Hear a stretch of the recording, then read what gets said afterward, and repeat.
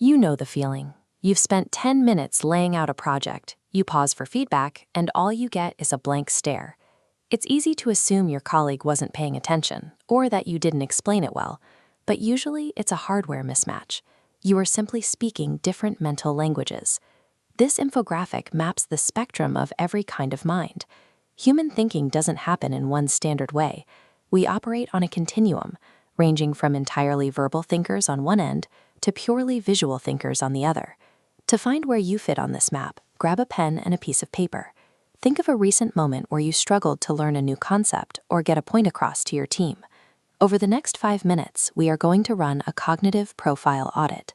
By identifying your exact thinking style, you can start adjusting your daily workflow to match how your brain actually processes information.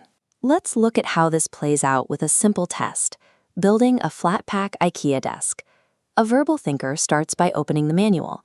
They read the written text and follow the sequential step-by-step instructions exactly as they are printed. A visual thinker approaches the same box differently. They might ignore the text entirely, relying on the photorealistic picture of the finished product to guide their assembly. Then there's the spatial thinker. They ignore both the words and the photos.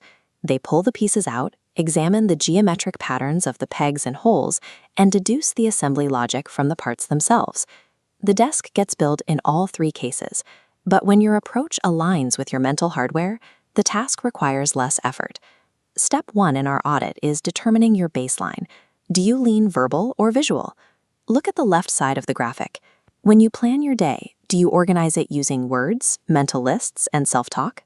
If you feel most effective in language-heavy environments, like writing reports or speaking, write down verbal on your paper.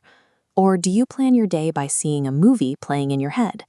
If you rely on mental maps and vivid images rather than sentences, you're on the visual side of the spectrum. Establishing this baseline helps you decide how to initiate a complex task, whether you should start by reading a document or by seeking out visual reference material. If you fall on the visual side, step 2 is identifying your specific visual specialty. At the top right of the map is the object visualizer. These are the builders. They process the world in photorealistic images and tend to excel at design, mechanics, and artistic tasks. If that photorealistic ideation matches your experience, write down object visualizer. Below that is the spatial visualizer. These are the pattern seekers. They think in abstractions and geometry, which is why they often gravitate toward math, music, and coding. These 2 visual types require different inputs. What clarifies a problem for a designer often fails to resonate with an engineer. Step 3 is adjusting your output based on your profile to better communicate with others. If you are a verbal thinker, structure your thoughts into strict, sequential bullet points before passing them to a teammate.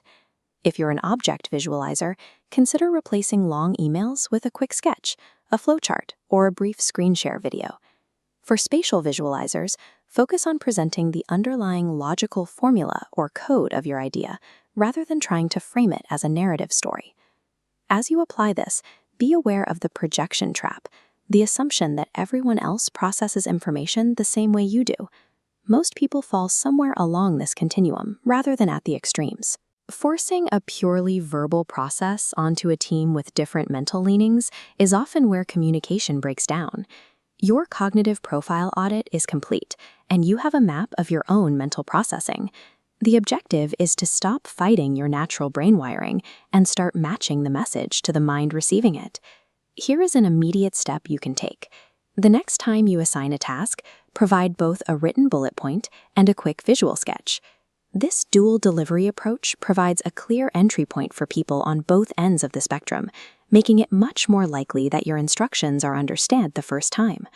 Share this audit with your team to help establish a shared language for how you work.